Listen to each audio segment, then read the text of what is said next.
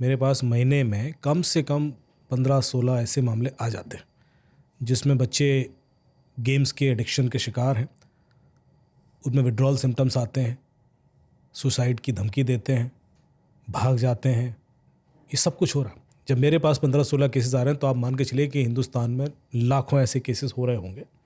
Almost हर family जिसके अंदर एक टीनेज बच्चा है वो इसका शिकार है। मैं जिस स्कूल में बोलने जाता हूँ वहाँ पे प्रिंसिपल्स कहते हैं कि साहब हमारे यहाँ एक कॉमन प्रॉब्लम है, जो पेरेंट्स कहते हैं कि टीनेज बच्चा घर में पेरेंट्स से बात करना बंद कर देता है। वो घर आता है, अपने रूम में गया, मोबाइल पे लगा हुआ है, दोस्तों से मिल रहा है, पर पेरेंट्स से कोई बातचीत नहीं हो रही। अब ये बहुत बड़ा गैप क्रिएट कर देता है इस सिस्टम में। तो रात को 10 बजे अचानक मुझे किसी senior IAS officer, IPS officer का फ़ोन आ जाता है। मैं इसलिए एग्जांपल दे रहा हूँ कि ऐसे लोग जो पूरी तरीके से इन्फ्लुएंशियल हैं, पावरफुल हैं, उनके बच्चे भी इससे अछूते नहीं हैं कि साहब अमित जी घर आइए और सिस्टम बहुत ख़राब है और कुछ प्रॉब्लम है। मैं घर पहुँचता हूँ, क्या हुआ? बोले बच्चे को विड्रॉल सिम्टम्स आ रहे हैं। क्यों? उसका मोबाइल छीन लिया, उसका इंटरनेट बंद कर दिया, तो उसने चीज़ें तोड़ना शुरू कर दिया है। 2-2.5 लाख की चीज़ें तोड़ चुका है घर में और गालियाँ दे रहा है, हिट कर रहा है माँ बाप को। तो क्या हुआ? बोले बच्चे को हमने गेस्ट हाउस में भेज दिया है अभी, और वो चूँकि आपको फॉलो करता है, सुनता है, तो आप प्लीज़ एक बार बात कर लीजिए। अमूमन ऐसा सिनेरियो होता है। अब मैं गेस्ट हाउस गया, गेस्ट हाउस जा रहा हूँ तो बच्चा बैठा है ऐसा सोफे पे, और ऐसे 4 पुलिस ऑफिसर चारों कोनों पे ऑलमोस्ट ऐसे बैठे हुए, उसको घूर रहे हैं ऐसे। तो मैं जब वो देखता हूँ तो, और हम कई बार लाइट भी बंद होती है घर की, मैंने बताया कि साहब क्यों सर, ऐसा क्यों? बोले हमें डर है सुसाइड ना कर लें। इसको इतना ऑब्जर्वेशन में रखना पड़ रहा है। स्कूल जाना बंद कर दिया है इसने, ये बाथरूम भी जाता है तो हमें एक गार्ड को बाहर रखना पड़ता है कि दरवाज़ा बंद नहीं होना चाहिए। सिटकनियाँ तोड़ दी, लाइट बंद करके रखता हूँ मैं कि लाइट में ही ना कुछ कर डाले। आप सोचिए पेरेंट्स की क्या स्थिति है। और ये वो पेरेंट्स हैं जो वैसे तो कुछ भी कर सकते हैं, पर बच्चे के आगे हार गए, और ऐसे हार गए कि काँप रहे होते हैं। मैं इसलिए बता रहा हूँ कि जिन जिन के घर में टीनेज बच्चे हैं वो सब सतर्क हो जाएं। यदि जापान ने रेगुलेट कर दिया इंटरनेट एक्सेस टीनेज बच्चों के लिए, ऑस्ट्रेलिया ने कर दिया है, चाइना ने तो 3 साल से बंद कर रखा है 18 साल से कम उम्र के बच्चों के लिए, तो कुछ तो गड़बड़ हो रहा है। और ये सिर्फ भारत की प्रॉब्लम नहीं है, पूरी दुनिया की प्रॉब्लम है कि पूरी जनरेशन हमारे हाथ से निकल गई है। उनको रियल और साइबर स्पेस में विभेद समझ में ही नहीं आता। उन्होंने पैदा ही मोबाइल हाथ में लेके हुए हैं। उनको जो पहला दुग्धपान भी हुआ उसके समय भी हाथ में उनके मोबाइल था, तो वो कैसे उससे अलग हो जाए, कैसे अलग हो जाए, वो इस हद तक एडिक्ट हो चुके हैं और हमें नहीं समझ में आ रहा है। अगले 10 साल में एक नई प्रॉब्लम और एक नया प्रोफेशन ईजाद होगा कि आप अपने बच्चों को रिहैब में लेके जाएंगे सिर्फ इसलिए के लिए कि वो मोबाइल एडिक्शन से दूर हो सके, क्योंकि उनके साइकोलॉजिकल इम्पैक्ट इस हद तक हो चुके होंगे कि कॉग्निटिव स्किल्स तो ख़त्म हो जाएंगी उनकी।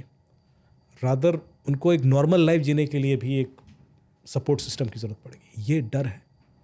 किसी भी देश की जो सबसे बड़ी स्ट्रेंथ होती है सर, वो उसका यूथ होता है, और सबसे ज़्यादा यूथ इस समय हिंदुस्तान का है। और अगले 5 साल यदि हमने उस पर कोई इस तरह का ध्यान नहीं दिया और ये एडिक्शन बढ़ता गया तो ये हाथ से निकल जाएगा। अच्छा, मैंने देखा है ना कि जैसे एक छोटा बच्चा है, टीवी देख रहा है, मैंने घर में ही अपने देखा, मैंने छोटा है, मतलब 2.5 साल का, टीवी देख रहा है, बंद हुआ तो रोने लगता है, मोबाइल देखा तो बंद होने का रोने लगता है, चीखने अभी वो रो रहा है, जरा बड़ा हो जाएगा तो एग्रेसिव हो जाएगा, और बड़ा होगा तो मारपीट शुरू करेगा, और बड़ा होगा तो सुसाइड की धमकी देगा। यही एक एवोल्यूशन साइकिल है, क्योंकि उसको नहीं समझ में आ रहा है कि इसके बिना जीते कैसे हैं लोग। हम जिए होंगे इसके बिना तो शायद हम नहीं समझ पाते, पर यदि आपको बचपन से मैं कुछ देना शुरू करूं और वो अचानक छीनूंगा तो फिर आपकी संग भी वही होगा। ये एडिक्शन ड्रग या किसी और इस तरह के एडिक्शन से अलग नहीं है, और ये उतना ही इम्पैक्ट डालता है ब्रेन पे। आपके ब्रेन का जो अभी एक रिसर्च हुई थी जिसमें बताया गया था कि जो मिलेनियल और जेनजी है उसके बीच के IQ का डिफरेंस काफ़ी ज़्यादा है। तो सोचिए कि इनके बीच का जो एज गैप है 15 साल का है, और उसमें इतना IQ का डिफरेंस आ जाएगा, एवरेज जो IQ है, because they are too much dependent on mobile phone. हम और आप थे जब हमने टेलीकॉम सिस्टम शुरू हुआ इंडिया में, तो लैंडलाइन फ़ोन होते थे।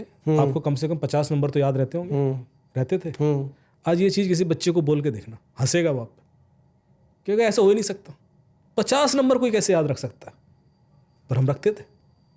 आप सीधे नंबर, नाम बताइए, नंबर डायल होता था सीधा। हमने कभी कोई मेमोरी बेस्ड फ़ोन यूज़ नहीं किया उस समय, क्योंकि वो तो लैंडलाइन होते थे।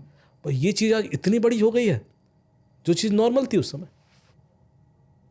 फिर आ गए फ़ोन जिसमें मेमोरी थी। अब हमें एक नंबर याद नहीं होता।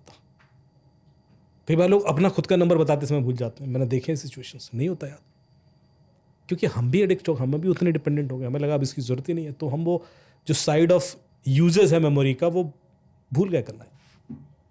हम नहीं करते यूज़। उसी तरह से जो बच्चा कैलकुलेटर जल्दी यूज़ करना शुरू कर देता है, वो बेसिक मैथ में उसको तकलीफ होने लगती है। और हम यहाँ पहाड़े रट के बैठे हुए 40।